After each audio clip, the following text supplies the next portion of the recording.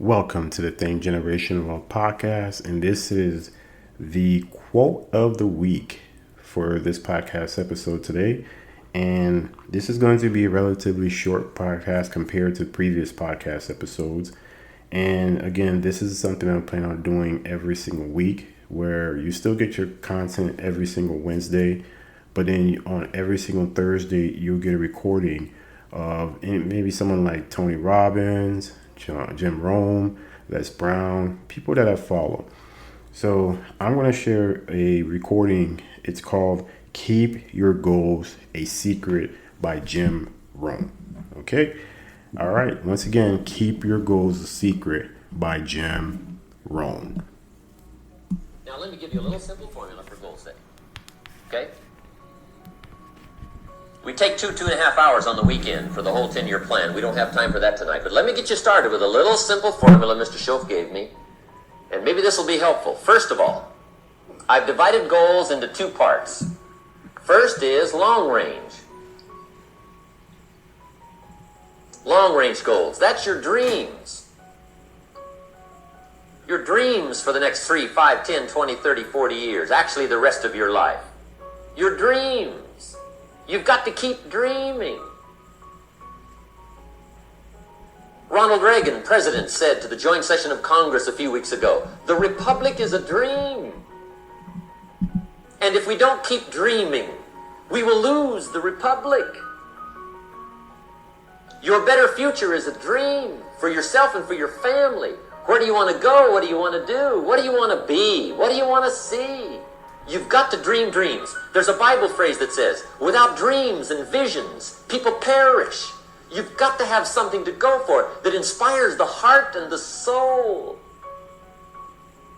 Dreams. From the children of Sanchez, it says, take the crumbs from starving soldiers, they won't die. Take the bread from hungry children, they won't cry. But without dreams, we all will die. You've got to dream. Don't lose your dreams. For yourself, for your future, for your family. The dreams of love and enterprise and travel and doing things. Becoming something unique on your journey here. Don't lose your dreams. Do some dreaming. That's long-range goals. You've got to have those. So that's number one. Here's the second part of goals, short range. Short range goals. That's your goals for tomorrow, this week, this month, this year, the immediate future. We call these confidence builders. Because if you set up something short range, go for it, get it, latch onto it, work hard, accomplish it. That starts building your strong feelings to go for your dreams. Now, I've divided goals into 3 categories. Here they are. Number 1 is economic. That's your goals for money, income, business, profits, production. Economics. Make sure you've got your economics well planned. Economics plays a major role in everybody's life. Economics is major, which means it ought to be meticulously well planned for tomorrow, this week, this month, this year, long range. What if you asked somebody tomorrow if you could see their meticulously well-planned list of economic goals? What would they probably say? They'd say, you some kind of a nut? You must be weird. Hey, I found out what success is. Success is doing what the failures won't do. Make sure you've got your economics well planned. It'll put you in the top 5%. One of the key little subjects we talk about on the weekend is the 7 fundamentals for wealth and happiness. And that's one of them, well-planned economics. It's a fundamental if you want to do well. Join the top 5%. Anybody in this room can join the top 5%, if you will. Now here's the second category of goals, things. Make a list of the things you want. And on my list of things, now I put everything. Little things as well as major things. Doesn't matter how small it is, it goes on my list. I used to just put major things, cars, homes. I don't do that anymore. I now load my list with everything. Everything. And the reason is, part of the fun of having a list is checking it off. That's it. Boy, at the end of the day, if you can go, got it, got it, got it, got it, got it, got it, whatever it is, right? You get into the habit. So load up your list, the things you want. Now, when you check off something major, celebrate. That's an important point to make. Celebrate your achievements. Live it up. Have a party when you reach something you've worked for a while. See, we all grow from two experiences. One is called the pain of losing. The other one is called the joy of winning. We need both of them. Amplify them as much as you can, which also means make losing painful. If you set up something, fooled around, didn't get it, put it on yourself. On the other side, if you did get it, congratulate yourself. Self-congratulations is a sign of maturity. Seeking congratulations is a sign of immaturity. But hey, winning and losing, see, that's what it's all about. That's the name of the game.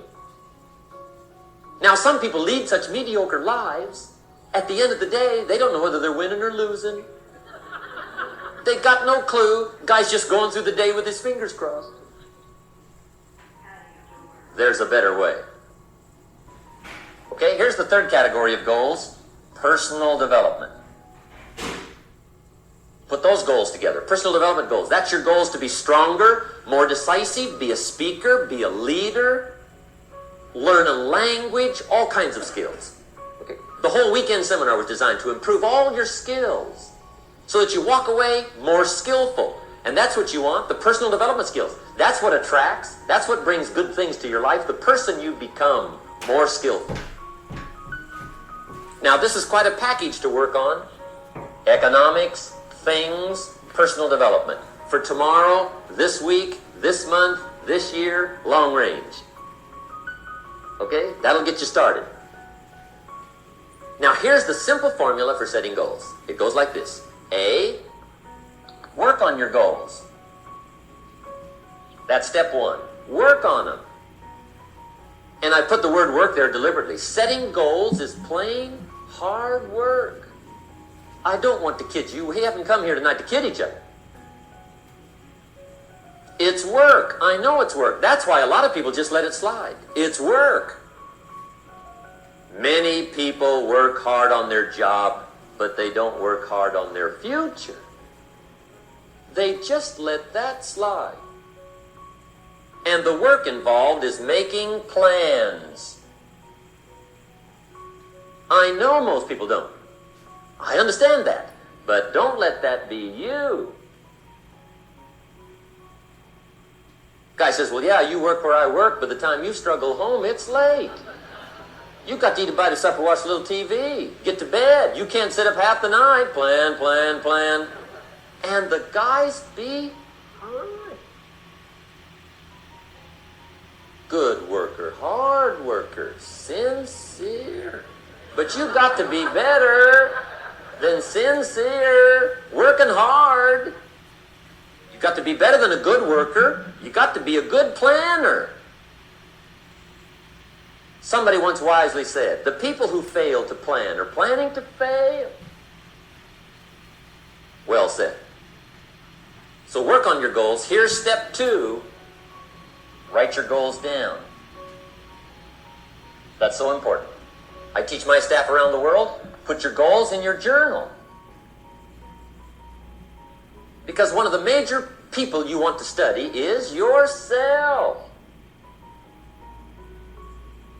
Say, here's the list of goals I put together 3 weeks ago. Here's the list of goals I put together 2 years ago. Here's some of the changes I made, rearrangement of my priorities. I scratched these off, I put these on, I've gotten these. Study your accomplishments, study what your desires are. Put them on paper, write them down. Here's another reason for writing your goals down. It shows you're serious about doing better. And to do better, you gotta get serious. You don't have to be grim, but you must be serious. Everybody hopes things will get better. Everybody hopes. Poor people hope. That ought to tell you something. It means the future does not get better by hope. It gets better by plan. I used to have the affliction called passive hope. It's an affliction. It's bad. Probably what's even worse than that is happy hope. Now that is really bad. That's bad. Happy hope. The guy's 50 and he's broke and he's still smiling. See, that's not good. So get serious about your goals. Put them on paper. Write them down. There's all kinds. His goals, her goals, their goals. Business goals, financial independence goals, family goals. I mean, there's so many things to work on this that if you don't get busy and work on it, sure enough, the time will pass. And sure enough, 5 years from now, you'll wind up where you don't want to be, wearing what you don't want to wear, driving what you don't want to drive, being what you don't want to be. Now's the time to fix it. Now, here's the third step to your goals. Check the size of your goals and the kinds of goals. How big they are, what kind they are, affects you. And here's one of the important phrases of the evening. Your goals are affecting you, whatever they are. Your goals affect your handshake. Your goals affect your attitude, personality. Your goals affect the way you walk, the way you talk, the way you dress. All day long, we're being affected by our goals. Now, some people have goals, but they have such lousy goals. The effect is bad. I asked a guy one time, what are your goals for this month? The guy said, look, if I could just scrape up enough money to pay these lousy bills. That was his goal. I'm not saying it isn't a goal. It's a goal, but it's such a lousy goal, the effect is bad. You don't jump out of bed on Monday morning and say, oh boy, another chance to go out and scrape up the money to pay my lousy bills. So you don't do that. Usually you say, oh, not another Monday.